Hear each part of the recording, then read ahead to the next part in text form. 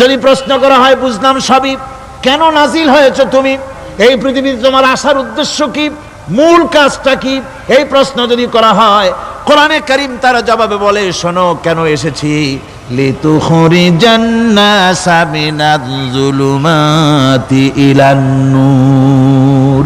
আমার মিশন হচ্ছে গোটা বিশ্ব মানবতাকে পুঞ্জীভূত জমাট বাঁধা অন্ধকারের ভেতর থেকে টেনে বের করে আলোর সন্ধান দিতে, আলোর দিকে আনার জন্য আমি কোরআন নাজিল হয়েছে। গোটা পৃথিবীর মানুষ আছে অন্ধকারের ভিতরে। কিসের মধ্যে?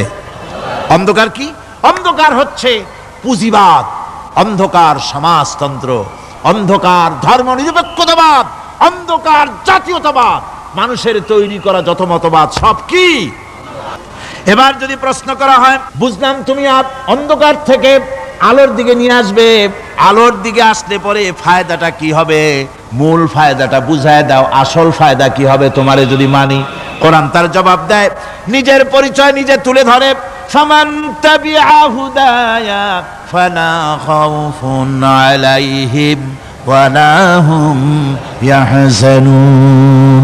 এই কোরআনকে যদি মেনে চলো, এই কোরআনের আইন যদি মানো, সমাজে মানো, ব্যক্তিতে মানো, পরিবারে মানে, রাষ্ট্রে মানো, জীবনের সব ক্ষেত্রে সমস্ত জায়গায় যদি এই কোরআনকে মেনে চলো, ফালা খাউফুন আলাইহিম, তাহলে তোমাদের কোনো ভয় থাকবে না, ওয়ালা হুম ইয়াহজানুন, কোনো চিন্তাও থাকবে না। কিসের ভয় থাকবে না? কোরআনের আইন মেনে যদি চলো সমাজে ও রাষ্ট্রে, চুরির ভয়, ডাকাতির ভয়, জেনার ভয়, হত্যার ভয়, সন্ত্রাসের ভয়, কোনো ভয় থাকবে না। ওয়ালা হুম ইয়াহজানুন, চিন্তাও থাকবে না। খাওয়া পড়া, শিক্ষা, চিকিৎসা, বাসস্থান, এগুলির কোনো চিন্তা থাকবে না। কোরআনের সমাজে সব কিছুর গ্যারান্টি দেওয়া হবে।